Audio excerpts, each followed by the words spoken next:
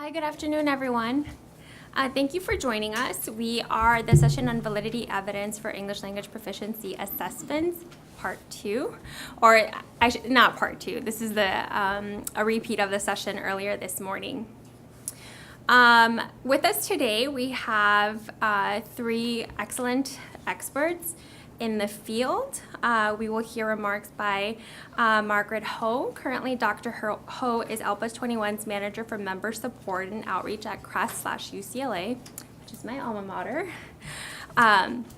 Working primarily in policy and procedures aligned with ELPA 21's strategic vision, including new initiatives such as preparation for an ALT ELPA 21 assessment.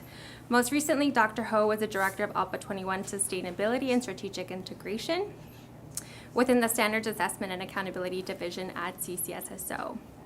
This work followed involvement in development in new ELP standards in collaboration with other states as the English Language Proficiency Assessment Coordinator at Washington State.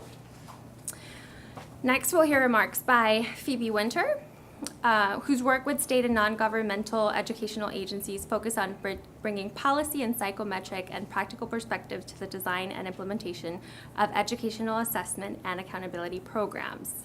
Currently, she provides consulting to state departments and the Federal Department of Education, university-based research projects, and nonprofit educational organization. Her recent work has been in designing assessments for ELs, thinking through the issues around assessing ELs with significant cognitive disabilities, conducting research around the comparability of inferences from tests administered under different conditions, and examining the nature and degree of information that can be provided by technology-enabled tasks and items. Finally, we will hear remarks by Dr. Eric Zilbert, who is the lead psychometrician for the California Department of Education. He is a graduate of the University of California, Davis, and the University of Minnesota. His career has included teaching at the secondary level, university teaching, and 17 years at the California Department of Education. Dr. Zilbert has supervised the development of numerous testing programs, including assessments for English language proficiency, science, and alternate assessments in ELA, math, and science. Because we are a much smaller crowd, we're actually going to do something different and do a quick round robin to see who's in the room. So if you can just let us know your name and your state or organization, we're going to try to do this as quickly as possible, and we're going to start with Mark Hansen. Mark Hansen from ELPA 21 at UCLA Press. Maurice Howe, Educational Testing Service. I will be working with Dr. Zilbert on some of the California peer review. I'm Mario Nunez of the Office of State Support and a Program Officer, just like Brenda Calderon is. Maybe Adine? Oh, I'm Dean Sutton, Independent Consultant at California. I'm Julie Couch from the New Hampshire Department of Education. Alan Simmons, Arizona Department of Education. Chris Booth, South Florida Department of Education. Amy Bay, U.S. Department of Education. Allison Timberlake, Georgia Department of Ed. Steve Fitzpatrick, Pearson. Liz Jones, South Carolina Department of Education. Susan Weiger, Department of Ed. Laurie Fernandez, Wyoming Department of Ed. Gary Cook, Wisconsin Center for Education Research. Melissa Golson, ETS. Here. Vince Burgess, Florida Department of Education. Jada Sibley, Louisiana Department of Education. Great. Yvonne Field, Montana. Okay, wonderful. Welcome. So today's session will have about 10 minutes from each of our experts. We'll provide remarks on ELP validity. We're going to break it up a little bit, so after every presenter, you'll have an opportunity for a quick Q&A, so maybe about 3 to 4 minutes. And then at the end, we'll have some time for our experts to reflect on each other's comments, to add on each other's comments, or to talk about some other new remarks they may have missed during their session. So we will go ahead and get started and with remarks by Margaret. Dr. Ho. Thanks so much. And so if you attended the session earlier today, you'll see some familiar presenter faces in the crowd. And so I hope they'll catch me if I miss something out that was said this morning and is not repeated here now. So the validity evidence needs to be presented to meet element number 3, but I want to talk first about a seminal piece, which is the alternate ELP standards that states either have or are working to develop.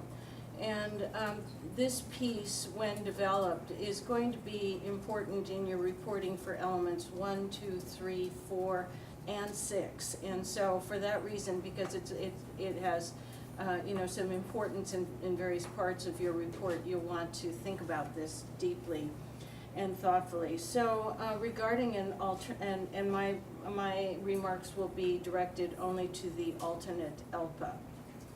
So when we think about the available resources that states may have on hand to support their submission on an alternate ELPA, think about several things. First of all, as I said, your standards. And remember that the reference group for students taking an alternative ELPA or being instructed in standards that are appropriate for them is the group of students who happen not to be English learners but also happen to be students with significant cognitive disabilities. And in your states, you may have gone through a very thoughtful and perhaps lengthy process to identify who those students are in terms of their behaviors and characteristics, and also to determine what knowledge and skills you think are most important for them to learn, but also appropriate for them based on their grade level placements. So when we think about these kids, you may have a process in place to identify students with significant cognitive disabilities. However, the process for identifying English learners who are also students with significant cognitive disabilities is less clear because we have less experience doing that. And there is quite an evident over and under identification issue that you may need to have addressed. This is confounded by the belief in some places that a student's disability could mask or trump their English learner needs, and also that there isn't enough information collected from the family about the student's language background in order to make some determination about the student's eligibility for supplementary support services, which is their civil right. And so that is a fundamental validity issue, identification. Secondly, there is no federal disability category called students with significant cognitive disabilities. And so within your state, you may have attempted to describe this population of students with these particular disabilities by referring to certain established categories in your state. And you may want to continue with those categorical descriptions when you also identify these students as English learners. And then in terms of participation guidance, this is most important. For students who happen to be placed in grade levels 3 through 11, for instance, the state may say, well, we've spent a great deal of time and thoughtful consideration about who should participate in state content tests, alternate content tests. We're going to say that if a student meets those criteria for participation in content tests, they would also be considered for an alternate ELPA if and when that comes to pass, or if and when the state has the appropriate instrument. However, those of you who work in the EL world know that your greatest influx of EL students does not occur in those grades. It occurs in grades K, 1, and 2. K and 1 in particular, 2 a little bit less so. So being thoughtful about how you identify and then include students in K1, 2 for an alternate ELPA will be a piece of work that you'll have to go through. And remember that an ELP assessment is given every year. And so not just in the state's tested years for science or math or English language arts.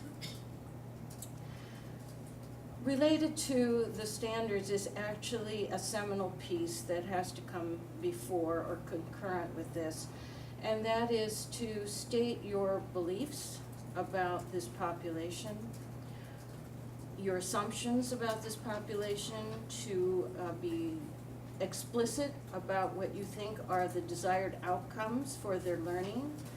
And this is often expressed in a theory of language learning or a theory of action.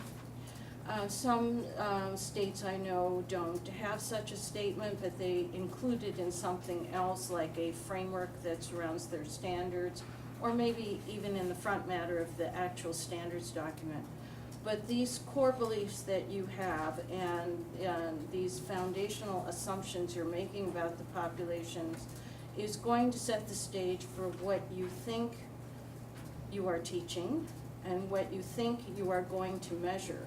So that has to do with 2.1 and 2.2 in your document, your guidance document.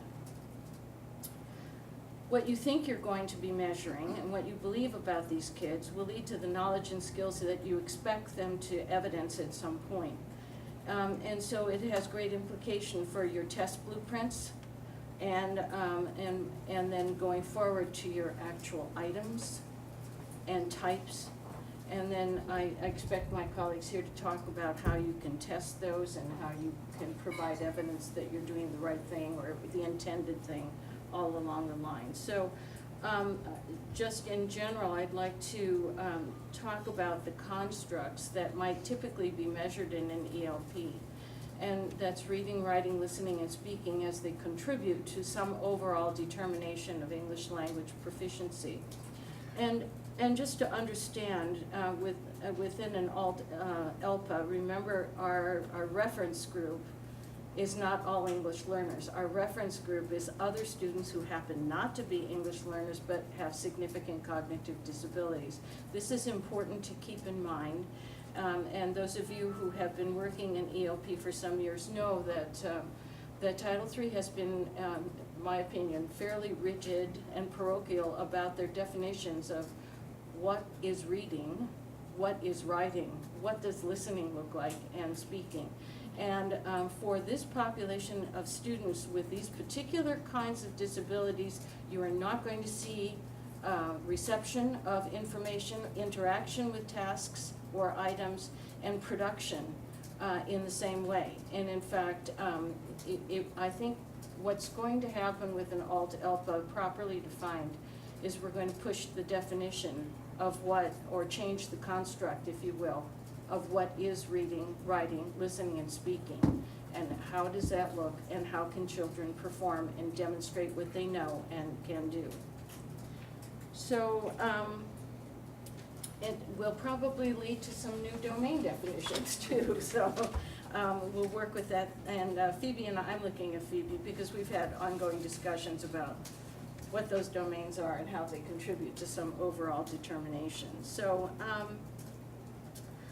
let's see, I have my notes all over the place here. Oh, some resources and updates on current efforts that show a nationwide interest in and enthusiasm for identifying this population and working towards a fair assessment of these kids in terms of their language skills, and also a concern about giving the services these children deserve to the right kids. And so offhand, I'd like to just reference a few. The National Center for Educational Outcomes, which is headed by Martha Thurlow and company, have done a series of white papers on English learners, on students with disabilities, and also English learners who are students with significant cognitive disabilities, as well as English learners with disabilities. So I invite you to explore what they already have written and posted on their website. Currently, CCSSO is finishing up an effort that was facilitated or is being facilitated by a dean who is sitting in the audience on identifying appropriate alternative ELP standards for K through 12.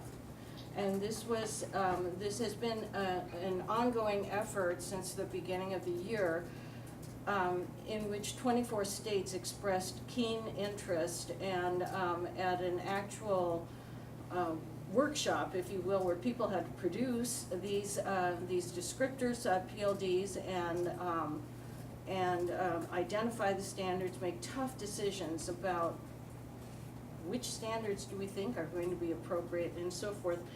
There were 19 states participating, which shows great national interest.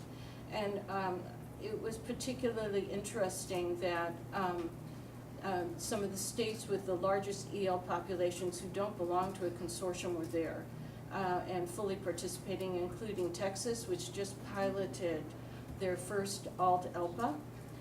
California was there, New York, and Arizona. So, and the rest of the states that attended were either ELPA 21 or WIDA consortium states. So it was really quite a wonderful representation. So we look forward to that report and to the standards report that will be coming out in September, perhaps? And nope, Aideen's looking at me cross-eyed, okay. The plan is that for it to be completed by September, and then it'll need to go through the CCSSO process, so maybe That's correct. late winter or early winter. And that's important, the CCSSO vetting procedure, including their editing and proofreading, is all very, very important. I'd like to mention a third resource and current effort that's going on, Altella, which is an enhanced assessment grant. The principal investigator, Lorraine Christensen, is here, and Melissa Golson, who's sitting back there, ably assisted her with all these on-site observations, about 100 across states, and all the way from one end to the other, of students with significant cognitive disabilities in K through 12. So who are these students? What are the instructional programs that you might expect to see? How are they learning English? And all these other very important and as yet under-researched and unknown factors that will feed into any future efforts. I've been given the hook, so thank you very much, and we'll continue with the validity discussion with Phoebe. Yeah. We'll do a quick, any burning questions here for Dr. Ho before we move on? You will have an opportunity at the end to ask additional questions. Any questions about alternate validity?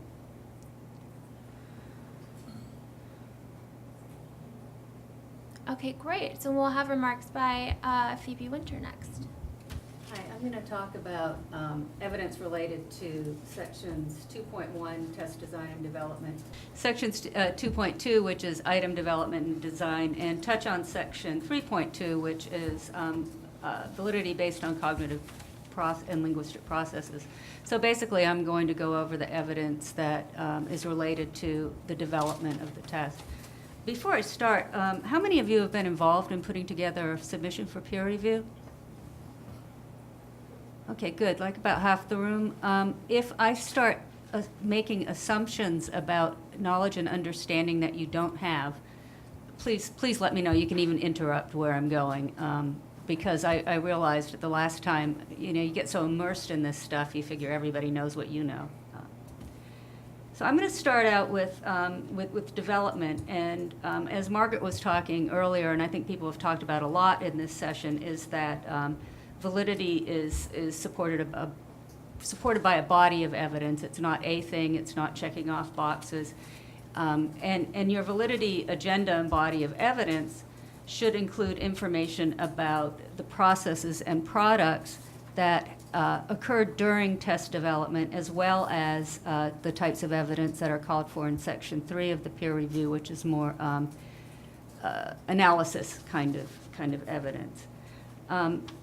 The other important thing for everything you're doing is that, as Margaret mentioned, your underlying theory of language acquisition should drive how you develop your test and how you design your items. It should be really specific, and you can use that theory to develop a theory of action if you want one. You don't have to have one, or to connect directly to the claims you're trying to make from your test. But that there needs to be an explicit connection between everything you do, actually, with test design and development and your underlying theoretical perspective. And that's going to, these remarks apply to both the alternate and the general EL. And just a note as a kind of, the thing about validity is that it's everywhere. It's in everything you do in test development and design and administration. So a lot of times when you're putting together evidence, you'll find that you've talked about alignment in section 2.1, and then you get to alignment in section 3.1 and go, well, wait a minute, where does this go, and that kind of thing. When you put together your evidence, is you can point back to say, okay, see section 3.2.1, I told you everything I was ever going to tell you about alignment in that section. Or point back and say why something in a different section supports the question that's being asked in the critical evidence for the current section. So sometimes you'll have to make connections like that. But why does the test design process support another validity argument that's later in the guidance? So now I'll get into overall into test design and development, which is 2.1. And basically, for this critical element, as I said, you need to show how the underlying theory is manifest in your blueprint in your test design. You need to make some explicit connections. And as with content assessments, if you use something like evidence-centered design or another principled test development approach, it will be much easier to show the flow and the connection of all your parts because a good principled test design approach does that for you and forces you to make those connections as you go, which really makes life easier as you're trying to collect evidence because you've probably documented quite a bit of it without even knowing in your test development process. Let's see. Another important thing as you pull together your evidence that is kind of a conglomeration thing is to make sure that you pay attention to accessibility and accommodations as you do your test design. That's something, I mean, there's a separate section for it, section 4.2, but you really do need to show how your underlying theory of language acquisition affected how you developed your test and what kind of accommodations and accessibility tools you're going to allow. And then, this goes into 2.2, then how those decisions affect your item development. So if you're going to allow certain accessibility tools, you might develop items in one way, whereas if there are other tools that you're not going to involve, you might not do them that way. So the idea is to think about the whole population you'll be testing when you do your test design. It's from step one, and we're just learning that relatively recently. I think some people have known all along and have been slapping us, but we haven't been paying as much attention as we should. So I did also want to go over alignment here? No. Yes. When I'm going to talk more about alignment in this section, even though it's mentioned in 2.2 and 3.1. And I think Gary mentioned in the plenary that there are 3 aspects that you need to include when you think about designing the test. And that's the basis of the test or the rooting of the test content in the 4 language domains, the full range of linguistic complexity being reflected in the proficiency standards, and the connection to the language needed to acquire the knowledge and skills and academic content standards. That needs to be considered in your test design document. It needs to be connected to your theory of language acquisition, and it also needs to be the basis of your alignment processes. I'm going to go on to 2.2, which is item development. Basically, good practice in item development for ELP assessments is the same as good practice for item development and other assessments. You need knowledgeable item writers, you need good item specifications that are tied to the standards, tied to your theory of language acquisition. Depending upon your theory of language acquisition and the standards that come out of it, you may have different ways of pulling together your items. You may do task-based test, you may do a test that is more traditional and kind of goes to the standards. Your theory of language acquisition will also affect how you weight your standards on your test. You may see that some standards are more important in different grades. and so you may not weight them evenly. This is also important, and I'm sorry I'm mixing all these things up, but they're all mixed up in my head. This is very important in alignment studies as well, because traditionally, some traditional alignment methodologies assume that you're going to pretty much you're going to have a minimal weight on each standard. Then you might weight some more than the others, but you have that minimum. With the English language proficiency test, that may not be true. There may be a standard that is not really at all important in an upper grade, for example, that's very important in a lower grade. So again, your underlying theory of language acquisition should help you determine what alignment model you want to use and what criteria you want to apply. You can. I would not recommend taking the web method, for example, or a method used for content area tests and applying it willy-nilly to English language proficiency test. If I were going to use that method, I would modify it, which Gary has done a lot of. You can look at Gary's work on that, and Adine has done a lot of work in alignment of really thoughtful work from both of them. That's not just a slapdash kind of a thing. I think something that's very important about 2.1 and 2.2 and everything else in validity, well, actually, everything's validity, so everything else in the guidance, is that if you don't get where you want to go, so let's say your item design, you said you were going to have 40% of the items on standard 2, let's say, and in your development, things fail and you only got 20% in item 2 on standard 2. Talk about what you're going to do about it. Don't just say we did an alignment study and found out it didn't align the way we intended to develop the test. When we developed the test, say we did an alignment study and it didn't work out the way we intended. So we thought about whether our original idea of what the test should look like was correct. Second, whether the standard could be measured in these ways. And third, how we are going to beef it up if we've decided that, yes, we still want 40% of our items on standard 2. And that's with everything. I was going to talk a little bit about cognitive linguistic processes, but I'll wait till after Eric gets to talk. Okay, I'm going to be talking about 3.3 and 3.4 mostly, talking about validity of scores and score interpretation and how we get there.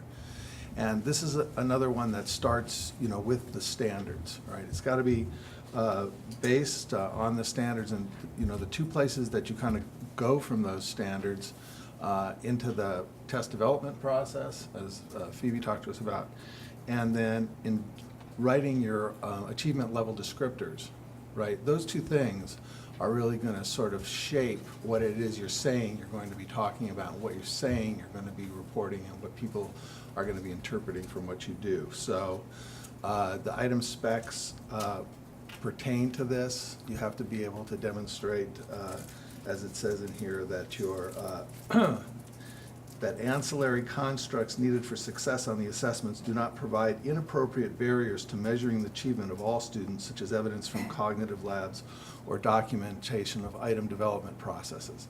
So how you go about doing your item reviews, how you go about doing your field testing, who participated in your field test population are all really important, because if you don't make sure you get, for example, the different language groups in the field test data, you won't be able to look at the field test data to see how different language groups performed.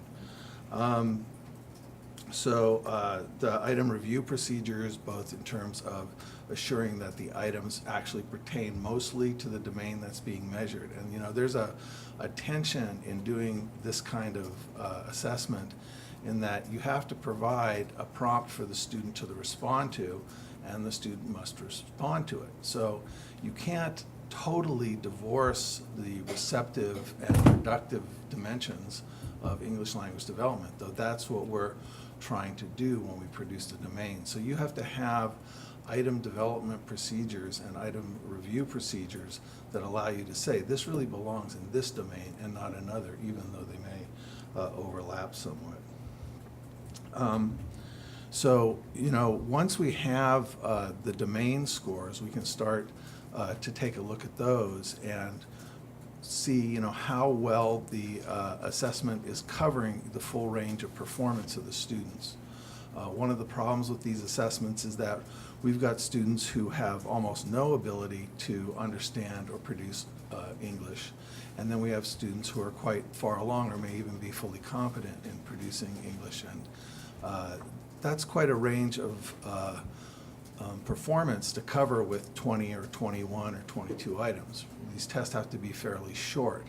So we have to be very careful when we produce the test forms that we have items that are going to cover the spectrum of performance that we expect and that relate back to those achievement level descriptors, so that we know that we can demonstrate, you know, through our evidence that what we're saying these domains measure, they actually measure, and they can measure where the students are really at.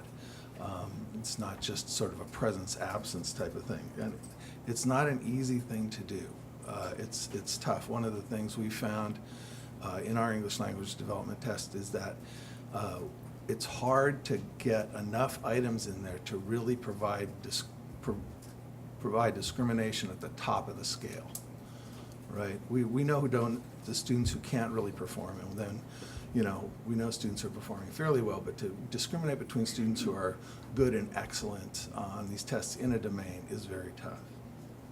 Once we've got the domain scores, we can then take a look at the relationship between those domain scores. And in documenting our reporting structures and our scale development, we want to have some kind of analysis. In the recommended here are exploratory and confirmatory factor analysis, regression analyses, covariant structural models, or results of other studies showing an appropriate pattern of association. We have used dimensionality studies in basically a kind of a structural model to take a look at how our different domains relate and how they might be best reported. At the National Conference in Student Assessment, we did a presentation of the results of our dimensionality studies, and if you wanted to look at those, you could look at the results from that conference. But it was a very interesting exercise from my perspective, and it did inform quite a bit how we finally developed our scales. We came up with two scales, one for the oral dimension and one for the written dimension, and that was really based upon both the reliability that we wanted to get from the scales and from really what the majority of our population, the younger students, where we showed that we had the best model fit between the students and the assessment. Once you've got scales and you can report on these scales, you have to set those cut scores on it. And a number of pieces of evidence that you want to have for your standard setting is a really good write-up on the reporting of the process that was used, and the process used for each domain should be appropriate for that domain. You can't necessarily use the same procedure for all of the domains. For example, we actually produced samples of student speaking videos of the speaking to the panelists to evaluate in order to set the cut scores for that. The nature and makeup of the panel needs to be documented.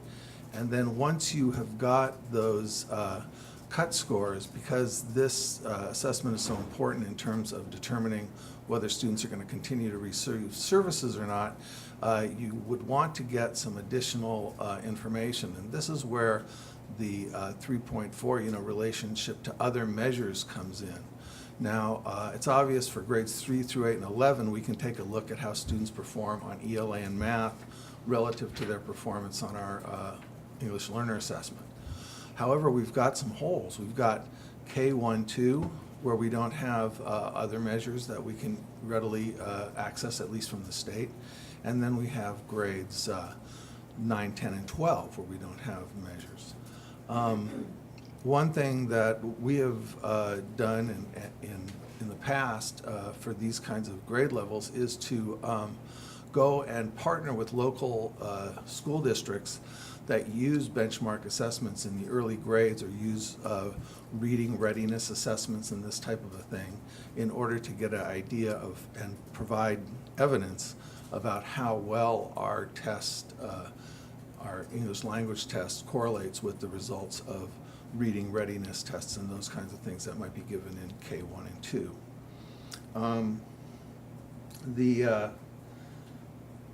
One of the points I wanted to make, and if I'm getting short on time, I want to do it now, is that the outline, the sort of the map here for the peer review is a really good sort of check on your technical report outline.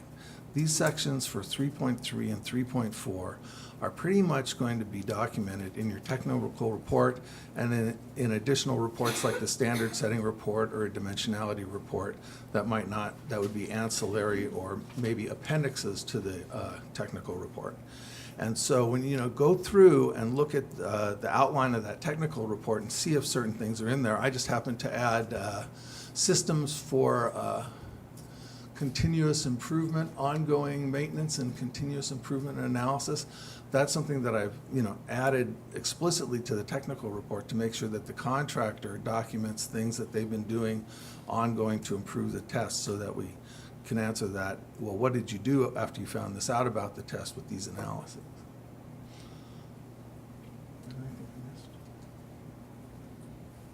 Oh, and we also do work with teacher judgment. We have for every grade, we have teacher judgment that's going to be used to sort of triangulate on our cut scores. So we have 100 teachers for each grade rating students that we have assessment data for. And I'm looking forward to the end of the summer analyzing that data. So. Any questions specifically for Dr. Zilbert? Sure thing. Maurice Hauk, my entity is the Educational Testing Service. So as both Margaret and Eric were talking, this question came to me. Eric talked about the pressure to keep tests not too long for this population. And I think, if anything, for the alternate population, that pressure is even greater. So I'd like to ask like a really practical question. Does anyone have thoughts about how many performance levels we should realistically expect to distinguish on an alternate assessment? I think it's going to be 2 or 3. If anyone wants to throw out another. The law says 3. The law says 3? Well. Oh, not Not for alternate? No. Oh, Well, for well. ELP levels is the term. LE plural. Levels, at least 2. Plural. That's an interesting interpretation, Gary. I would It does not have come say to that. There's no beginning in the law. There's no beginning, intermediate, or advanced. And to your question, Maurice, I mean, we have 5. Do we really have 5? You got 5 for alternate? Yeah. Do we really have 5? We have 6 technically, but we have 5. I can see differentiation by level. Some of the things that MSAA has and some things that DLM is thinking about, we might think about differentiating in a binary way as we move towards redeveloping our assessment, because there are some students who may never get beyond, let's say, our A3, but that might be a meaningful proficiency level for them. So we have to rethink that, I think. But that's how many we have, whether that's right or wrong. That's what in the development process in 2012, that's where we landed. Gary can do, it's Gary Cook. Yeah. Sorry. Sure. Thanks, and Dean Sato from Dean Sato. Dean Sato. So just to add on to Gary, because we're in the process with a group to think through how many proficiency levels for the ALPA standards, and at this point they're 3, because those are the number of levels given the discussion about what English language proficiency as a domain is, and understanding the students, what we anticipate could be discernible with, but we're still in process, so we are going to revisit that as we then take a look at the 3 levels and so forth. If I may, I assume that one of those cuts is language proficient. Maurice again. I assume that one of those cuts would be between students whose language proficiency would require EL services and would be considered for reclassification. I guess I'm going to ask Adine because I think that it might be a simpler question. Where is? Well, no, actually, because I think I can wrap my head around 3 levels. I can't wrap my head around 5 or 6. So simpler for me to comprehend. But do you have thoughts about where the other cut is? What you're distinguishing? Not at this time. Okay. Yeah, not at this time. But we're still in process. I've actually done research on that. Yeah. And we actually have, so, it's Gary again. So, well, I would say that when you look at alt access performance, I see binary performances. So like the low 3, low 2, and high 2. Now, is that a result of the test itself? Is it a result of the transition between? And I don't know. But we've looked at the relationship between alternate assessments and alt access, and we're able to identify a level that would represent, at least relative to the performance on the alternate assessment, where you might want to set the bar for alternate access on proficiency. Yeah, and I think that goes back to what Margaret was saying, is who's your comparison group, right? Yeah. Alternate, not ELs that are alternate. And for the young students in that group, it's going to be even more challenging to figure out what to do for some sort of alternate measure for K1 too, since we don't. I think you know what I'm going to say. The fewer the performance categories, the better in terms of getting good measurement. But that deprives teachers of information, especially teachers of this group of kids who may not be getting the information. I'm not a big fan of large-scale assessments being all that useful in instruction, but everybody else is, so there you go. I was going to criticize if you said Oh, okay. But it provides more information for teachers and educators in schools if you have more levels. So what I would suggest doing is, if you're only going to have 2 levels, have follow-up materials that are tied to the test so that people can understand. And if your student scores here, then here are some ways that you can learn more about where the student is, but not just leave it there, because I mean, half of what we're doing here is to drive instruction and curriculum and the way the schools work. And if we just leave it at, yeah, it's nice and you can get a good reliable measure with two levels, and a valid measure with two levels, and stop, then I think we're missing an opportunity. Yeah, and the important thing is to give feedback to the student, to the teacher, and to the family about whether the student is learning anything in terms of English language proficiency, so that growth measure is what you're really focused on. And it doesn't matter if you have 47 levels or 4 or 2, but you've got to be able to say this student is learning something. Yeah, and I think we hopefully will be able to rely on the scale somewhat for that, and That's right. not just the performance levels. But, you It's know, the scale. I've been thinking about this a lot because this whole project sort of terrifies me. And one of the things I've been thinking about is, you know, there's 2 aspects of this. There's providing valuable feedback for the instructors and the students and their parents. There's also conducting the necessary compliance exercise in a large-scale manner. And maybe we need to do something with this that's sort of hybridized, where we, do an assessment that gives a score that we can, report out for federal purposes, but also have some sort of protocol or additional kind of assessment procedure that could be used locally by especially to try to get the EL people involved with these students. So, have some kind of an instrument that could be used locally in order to flesh out what's going on with the student more, that could take more time and provide more detail to them.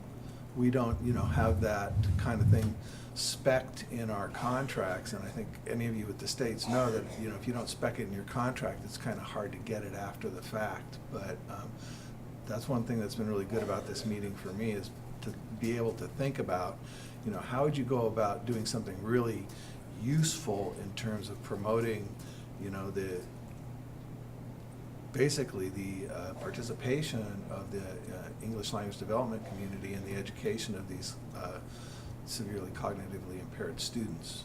There's been a lot of discussion, Eric, to your point, around the utility of something yet to be developed fully and called the language use observation protocol that's classroom-based, teacher-student interaction-based, and provides over short periods of time some kind of feedback loop for everyone engaged in the instructional process about what's going on. Are we teaching the right things? Is the student learning? And what you might think is part of the formative process. And you know, that could also provide, you know, information back to us about our large-scale assessment and what it is it isn't doing and how it might be improved, because we'd have sort of ground truthing of what we're doing, you know, from on high. Because, you know, like I said, we're going to be able to do only so much in designing and providing an assessment, but it seems like that there's more that needs to go on to really, you know, figure out what the best thing is for an individual student regarding English language support. I think a lot of people are sharing your sentiment about being terrified about this, and also, but it's opening the doors. There's an opportunity here to think about an assessment for this population that doesn't look like what we think a traditional assessment should look like. I mean, if you really expect to sit down and get a language proficiency measure by giving these kids a test, I think that's highly impractical. But if you embed something that's performance-based, that is like this language use observation protocol I mentioned earlier, I think you're going to get closer to some idea about whether the student is learning what you intend for the student to learn and can demonstrate that learning in some way that the student can demonstrate it. Do you have another question? Yeah. Oh, Sue. well, it's more of a, I'm not sure it's a question, or I'd just like to hear the panel talk about this issue. I was interested in what Gary said about the potential interaction effect, or implied the potential interaction effect between disability that affects communication and the acquisition of English language proficiency or comprehension or expression or et cetera.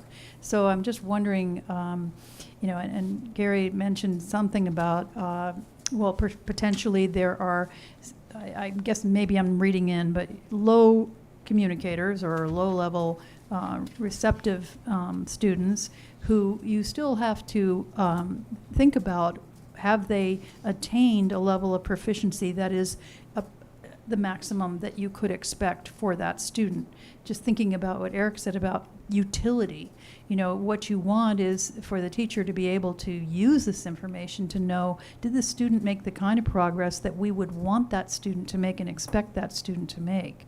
And I was just wondering if you could think about this, or do you think this is different from a content level assessment where you're also looking at English language proficiency in certain respects in terms of ELA? You're thinking about it that way, but we don't do this in our content level of assessments. We don't distinguish between students at low levels of communication ability and higher levels. So I'm just wondering if you could comment on this. That's a really, I want to hear what other people have to say, because that's something I've been hearing a little bit about, that maybe there are different standards of proficiency based on different disability statuses, and that of course makes all of us cringe.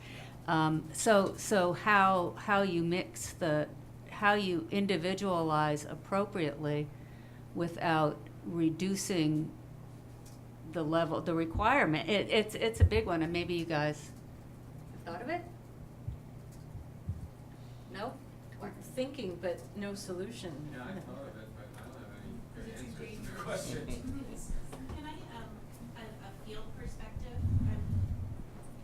This is Yvonne from Montana, and I hear a lot because I'm in assessment and I work with our special population, so I kind of bridge that gap between EL and special education and our alternate assessment. And so I ask people, when they get students that have a significant cognitive disability, I asked, and they think they might be English learners. I've communicated with the field that they could call me and we can kind of talk through each individual student and what their situation is and come up with a plan to assess them or to kind of parse out maybe if they're an English learner or not. And one of their big concerns is that communication piece or communicative competence.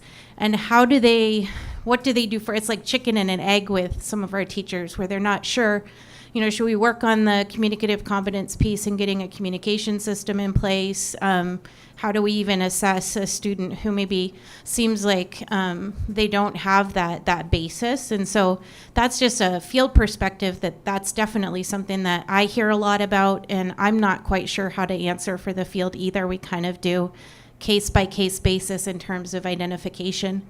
So that's something that I care about a lot is knowing what are best practices or what might be best practices for our field in terms of having real kids who are coming in that they're trying to figure out if they're ELs or not.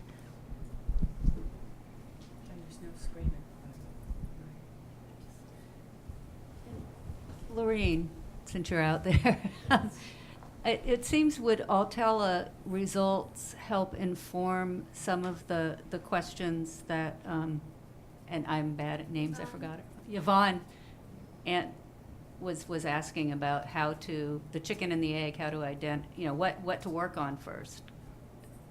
How do you know? And there was another aspect to your question, I think, Yvonne, is how to make the identification of a student as an English learner given their disabilities, and how do you know? Since there's no screener, or screening experience, how do you know? And I'm sorry to put you on the spot, Lorena. You've just done such good work in this area. No, it's okay. I'm going to make you happy. This is Lorene Christensen from WIDA, and I'm also the principal investigator on the Altella project. And I don't know that I'm going to answer the question, but I think that one of the biggest challenges is the range of instruction in English language development that is or is not happening for these students right now. And so I think that, as we're thinking about who the students are, which we also, don't know enough about that either. And, in a lot of cases, students are identified as an EL simply because on the home language survey, it's been marked that there's another language used at home and there is no screener. And so I think that, but I think that people don't always know what to do to appropriately instruct the students. So part of me feels like some of these questions are hard to answer when we know that there's just so limited stuff that's happening in instruction. So I'm not sure if that even remotely answers the question, but Melissa wants to follow up. So I just want to say that I'm a researcher on the Altella working with Lorene. We have to remember that students with significant cognitive disabilities have striated skills or splitter skills.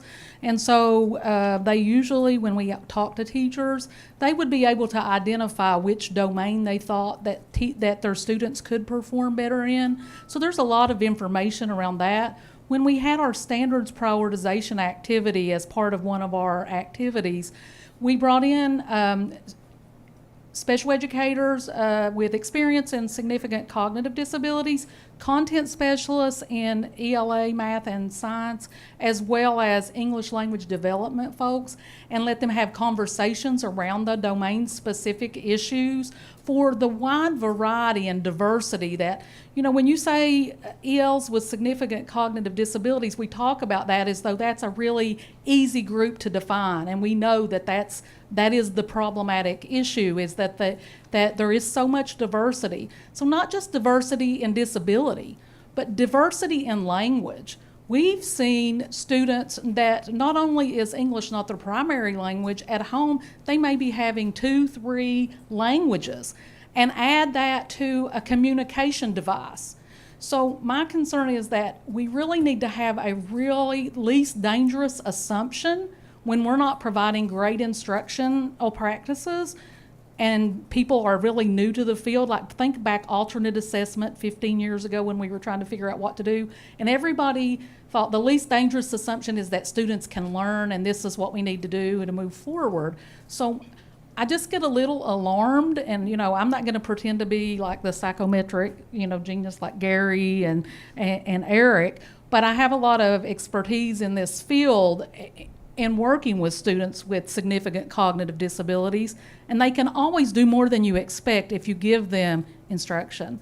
So hearing performance as though the only thing that's important is whether or not students get services or exit services. To me, that's not what I think teachers and educators in this field need right now. They need guidance on an assessment that will inform them of what can these students do and how can they move them along towards some level of proficiency that's reasonable in a range that really gets not just at the highest end, or not grouping everybody together, but also thinking about pre-symbolic kids with assistive technology. And I just caution us not to jump in and say, okay, 3 sounds good, and let's go with that. Because I really think you got to think about the population, and I know that you are, but just part of me cringed a little bit when I heard the numbers of proficiency going out without some kind of a rationale as to why you would assume to have those. So that's just me, and now Lorraine's going to. So we're going to tag team.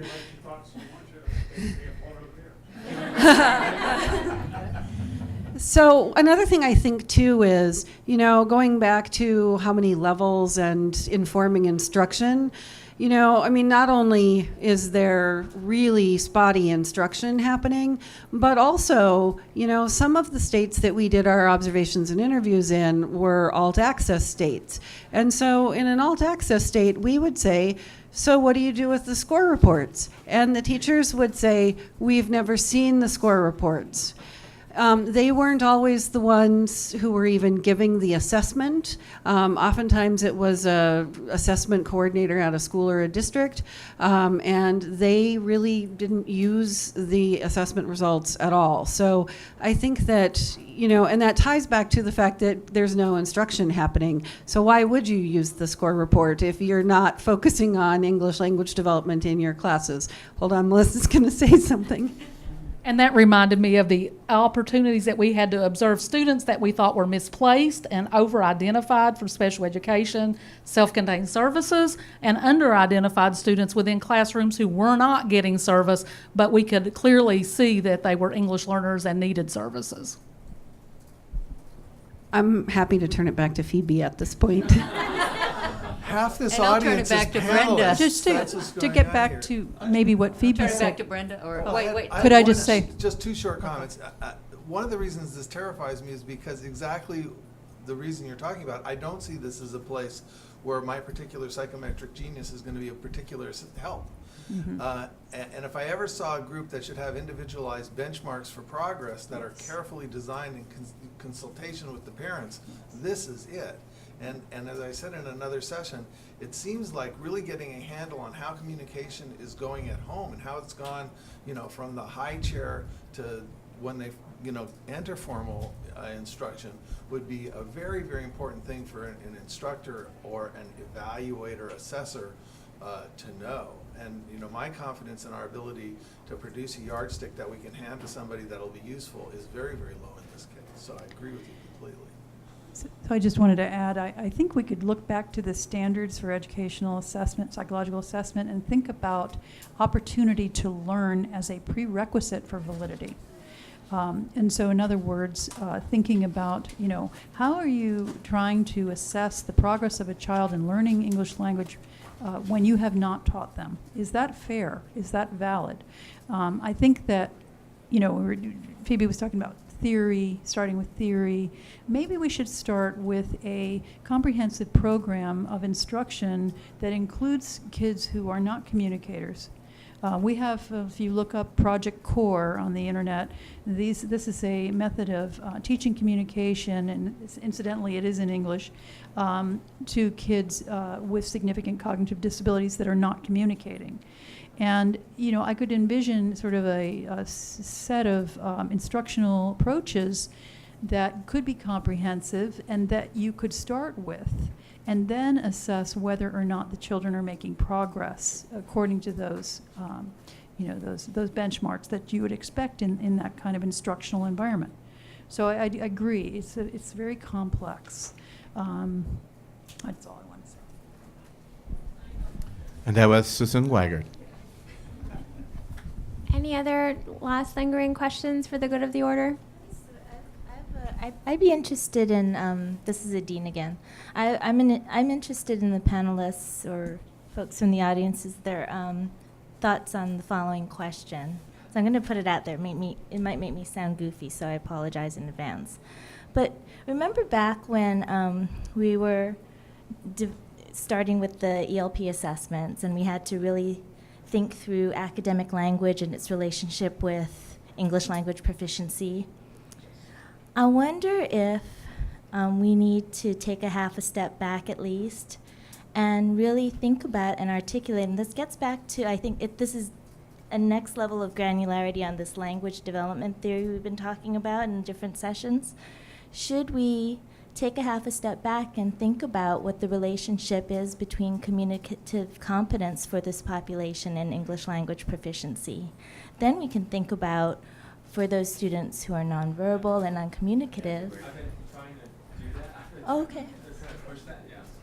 But I think the challenge that I've been trying to get that thinking together. I mean, people who, and so I've sort of inherited alt access. I wasn't in the development process of it, but I think it's not just communicative competence, it's cognitive competence, it's sociological competence, it's psychological so I think we need to get the psychologists together, the linguists together, the special educators together, and begin asking the question, what does communicative competence mean? What kinds of language expectations should we have with this diverse population of students, recognizing that some of them could be very proficient in the way they communicate, and others, the way that they show proficiency is not consistent with our current model. Yeah, I would strongly agree with that. And that was Gary Cook. Sorry. Yeah. And Anybody else? I just wanted to answer Adine's question with yes. No, yeah, we need, and Gary, that sounds like, if we could do it, that would be wonderful.